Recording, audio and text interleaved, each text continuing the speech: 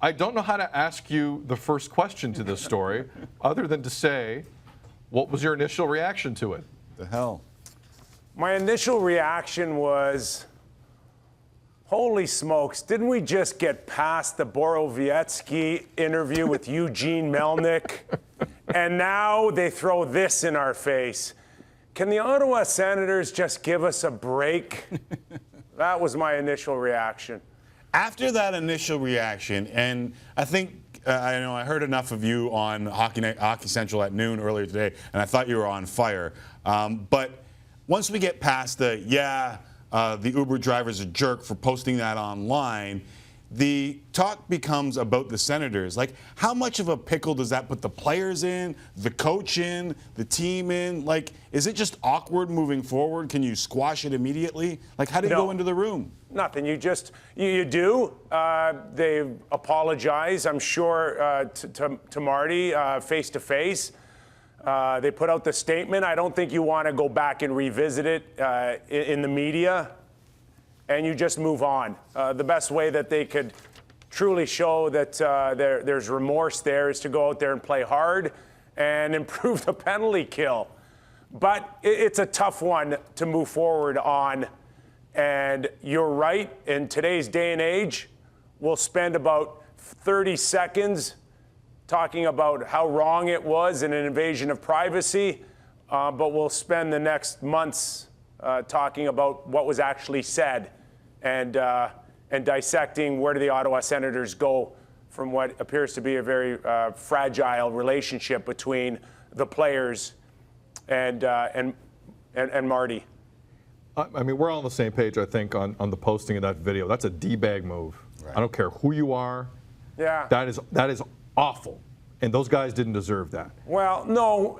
And a lot of us will sit here and listen, we deal with it from our jobs with mics and cameras still on, and perhaps there's somebody behind the scenes that have or mics not on. Ulterior motives in terms of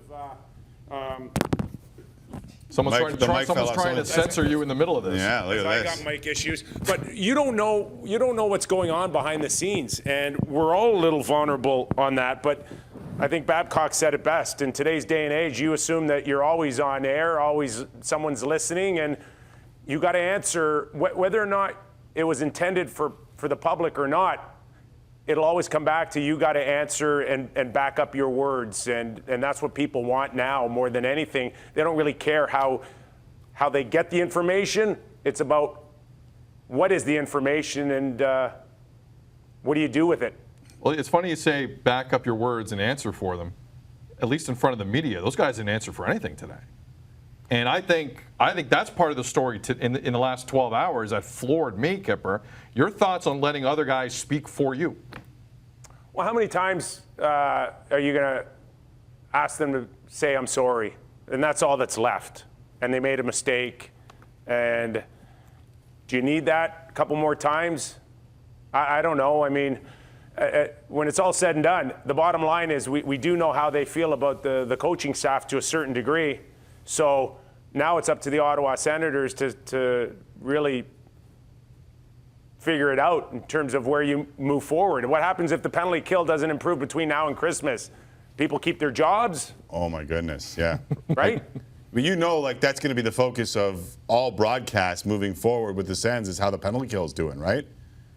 Yeah, no question about it. And there's a level of frustration. Listen, those conversations have been going on for the last 50 years between players and the coaches, and I'm sure coaches with the players. It was a private conversation that unfortunately went public. It embarrassed a few people.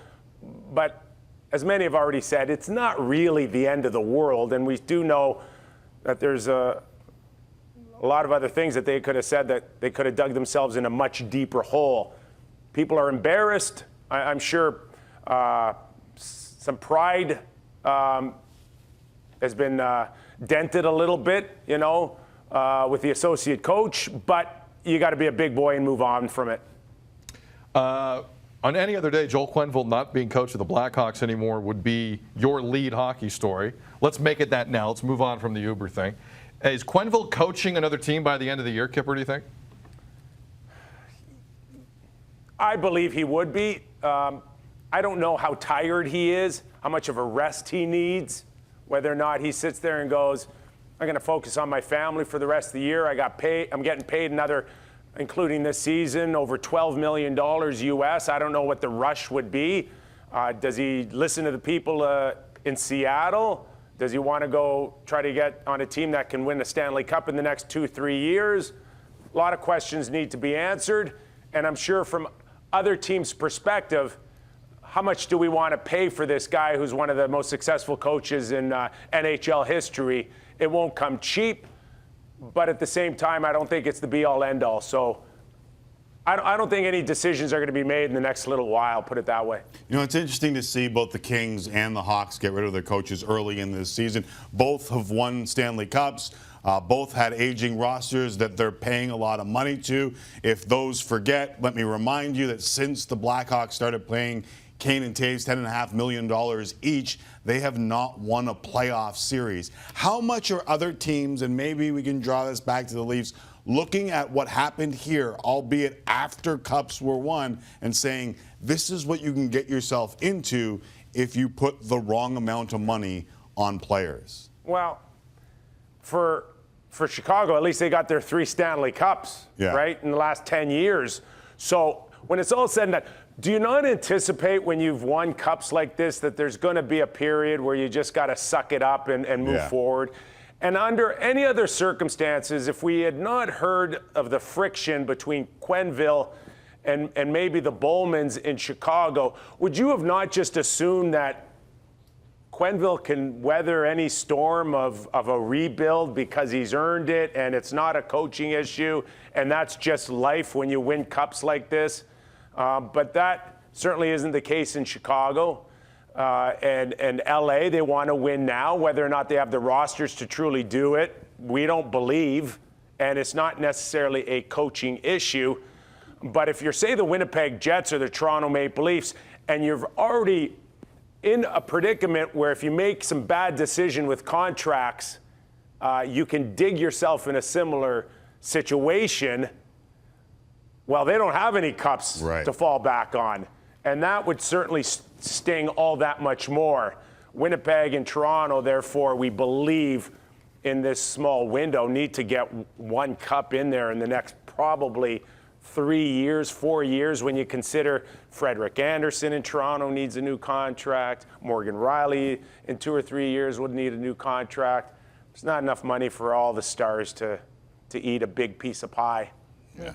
Cal Dubas will figure it out. He's a genius. But they won it, both Winnipeg and Toronto, before they've won the cup, which I feel is a little bit of the difference between those two teams. I'm not saying they don't deserve it. Yeah, well, that's what happens when entry-level players become superstars, and then you market them as superstars, and you tell the whole world they're already the best players in the world.